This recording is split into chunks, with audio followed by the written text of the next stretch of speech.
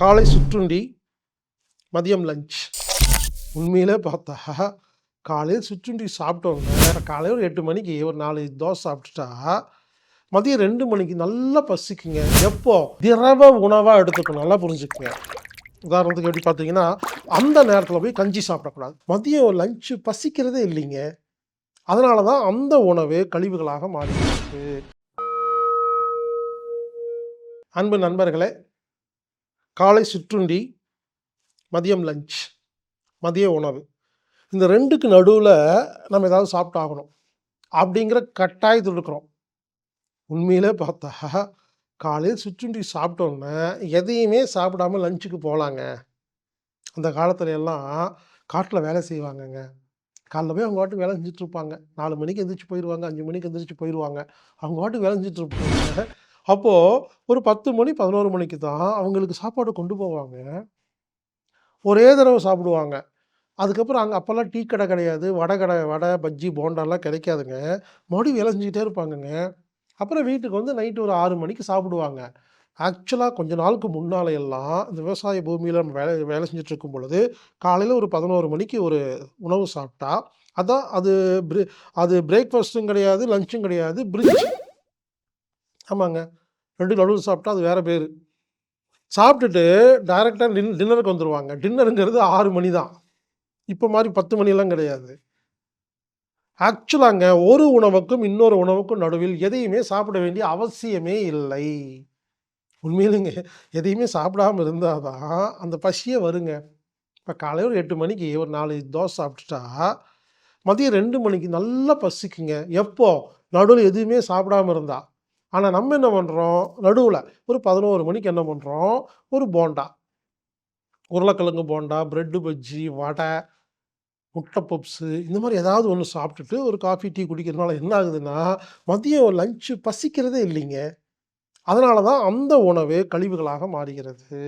அதனால் காலையில் சிற்றுண்டி சாப்பிட்டிங்கன்னா மதியம் லஞ்சுக்கு நடுவில் இந்த கேப்பில் ஆக்சுவலாக எதுவுமே சாப்பிட வேண்டாம். ஆனால் நமக்கு ஏதோ ஒன்று சாப்பிட்டு பழக்கமாயிடுச்சு. ஒரு சின்ன பிரேக். இப்போ ஆஃபீஸில் இருக்கிறோம்னா 11:30 மணிக்கு ஒரு பிரேக்.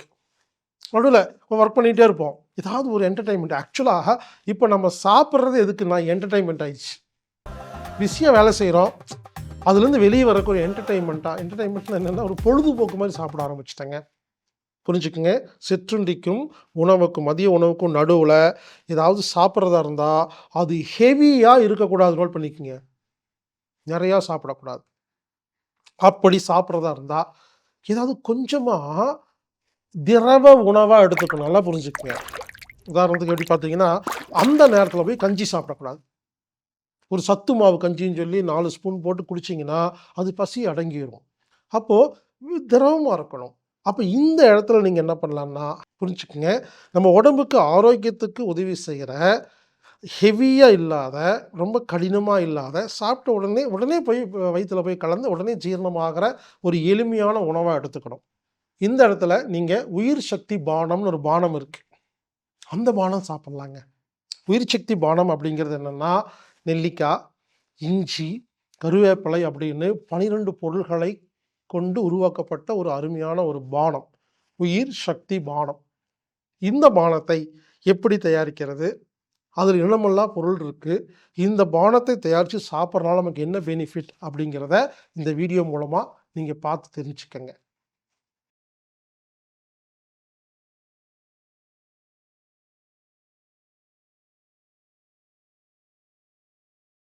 வணக்கம்.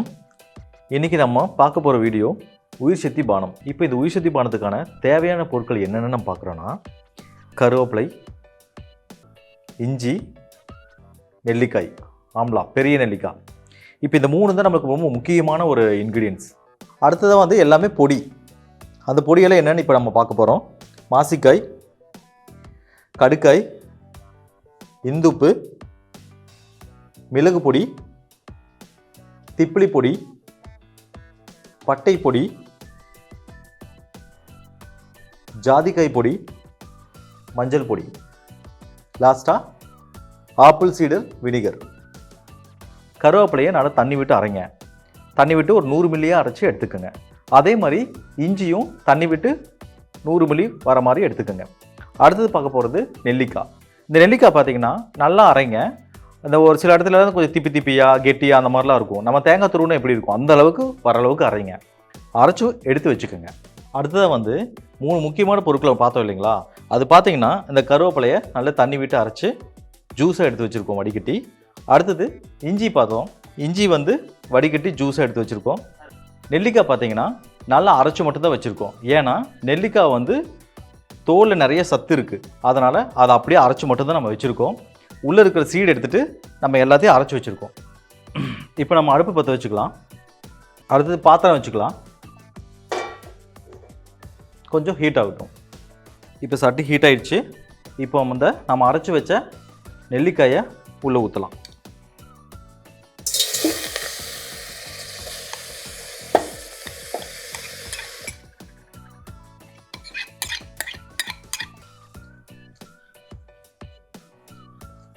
இப்போ பார்த்தீங்கன்னா நம்ம அரைச்சி வச்ச நெல்லிக்காய் வந்து கொஞ்சம் கெட்டியாக இருக்குது, அதனால் கொஞ்சம் தண்ணி ஊற்றிக்கலாம்.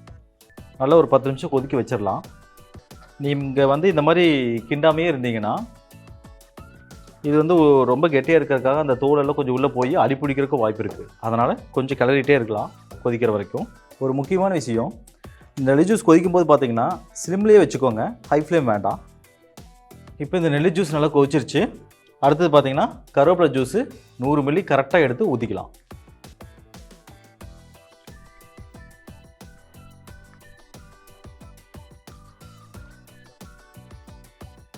நல்லா கலக்கிக்கலாம்.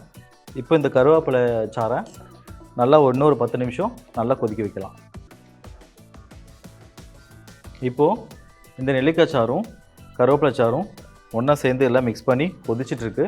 10 நிமிஷம் ஆயிடுச்சு. இப்போ அடுத்தது நம்ம என்ன சேர்த்த போகிறோன்னா இஞ்சி சாறை 100 மில்லி அதே அளவு எடுத்து சேர்த்த போகிறோம். இஞ்சி சாறு 100 மில்லி ஆட் பண்ணிக்கலாம்.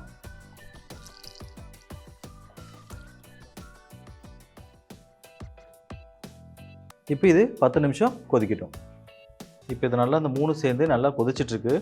இஞ்சி சாறு, கருவேப்பிலை சாறு, அப்புறம் நெல்லிக்காய் சாறு 3 சேர்ந்து நல்லா கொதிச்சிட்ருக்கு. இப்போ நம்ம கொதிக்க கொதிக்க பார்த்தீங்கன்னா உங்களுக்கு கெட்டியாகிற மாதிரி ஃபீல் ஆச்சுன்னா கொஞ்சம் தண்ணி ஆட் பண்ணிக்கலாம். கொஞ்சம் அந்த தண்ணி பதத்துக்கு ஏற்ப. இப்போ தண்ணி பதத்துக்கு வந்துருச்சு. அடுத்து நம்ம என்ன பண்ண போகிறோன்னா நம்ம அரைச்சி வச்ச பொடியை கொஞ்சம் கொஞ்சமாக ஆட் பண்ணலாம். இப்போ ஃபஸ்ட்டு ஆட் பண்ண போகிறது திப்பிலி 1/4 டீஸ்பூன்.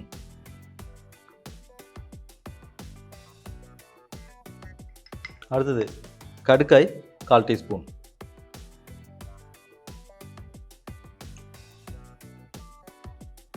அடுத்து மாசிக்காய் 1/4 டீஸ்பூன். அடுத்தது ஜாதிக்காய் 1/4 டீஸ்பூன்.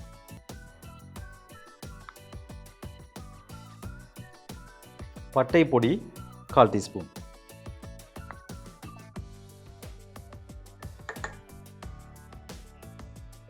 மிளகுத்தூள் மிளகு பவுட்ரு 1/4 டீஸ்பூன். கொஞ்சம் ஸ்பைசியாக வேணுன்னா நீங்கள் எக்ஸ்ட்ரா சேர்த்திக்கலாம். உப்பு இந்துப்பு தேவைக்கேற்ப.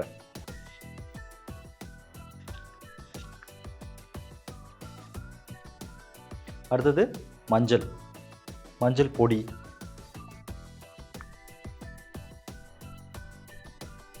இப்போ இந்த ஆட் பண்ண எல்லா பொடியோட ஒரு 10 நிமிஷம் நல்லா கொதிக்கட்டும். இப்போ நம்ம எல்லா இன்க்ரீடியன்ஸும் சேர்த்துனது கொதித்து நல்ல ஒரு பதத்துக்கு வந்துருச்சு. இப்போ அடுத்தது ஆப்பிள் சைடர் வினிகரை ஒரு 30 ml சேர்த்த போகிறோம்.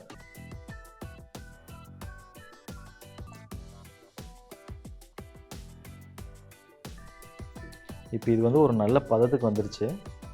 இந்த உயிர் சக்தி பானம் இப்போ தயாராகிடுச்சு. இப்போ கேஸ் ஆஃப் பண்ணிக்கலாம்.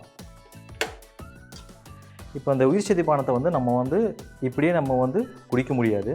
ஸோ இறக்கி வச்சு கொஞ்சம் ஆறின பிறகு தான், நல்லா ஆறின பிறகு தான் நம்ம அதை வந்து வடிகட்டி அதுக்கப்புறம் தான் நம்ம குடிக்க முடியும். இப்போ இந்த உயிர் சக்தி பானம் நமக்கு ரெடி ஆயிடுச்சு. டெய்லி காலையிலையும் மாலையிலையும் 20 ml 50 ml தண்ணியில் 20 ml உயிர் சக்தி பானத்தை வெதுவெதுப்பான நீரில் போட்டு குடிங்க. இது டெய்லி நீங்கள் காலை மாலை பண்ணிட்டு வரும்போது உங்களுக்கு ஒரு நல்ல மாற்றம் ஏற்படும். இது வீட்டிலேயே செஞ்சு நீங்கள் சாப்பிட்டு பாருங்கள், மிக எளிமையாக தான் இருக்கும். நன்றி, வணக்கம்.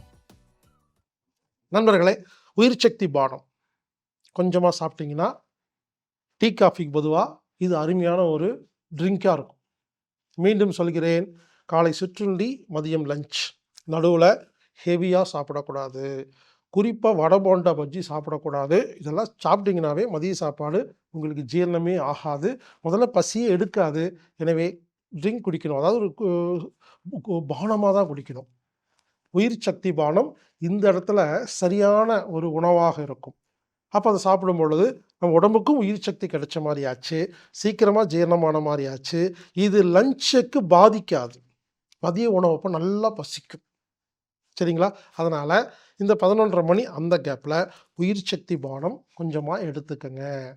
தேவைப்பட்டா நீங்க அம்மி தற்சார்பு சந்தையில இந்த உயிர் சக்தி பானத்தை நீங்க வாங்கிக்கலாம். AAMMII.com. இதுல நீங்க ஆன்லைன் மூலமா பர்ச்சேஸ் பண்ணலாம். ஆன்லைன் மூலமா பர்ச்சேஸ் பண்ண தெரியாத நபர்கள் 9500655548 அப்படிங்கிற எண்ணுக்கு தொடர்பு கொண்டு நீங்க ஆர்டர் பண்ணி வாங்கி பயன்படுத்தலாம். இந்த உயிர் சக்தி பானத்தை நீங்கள் அம்மி தற்சார்பு சந்தையில் வாங்கி பயன்பெறுமாறு கேட்டுக்கொள்கிறேன். இப்படிக்கு ஹீலர் பாஸ்கர்.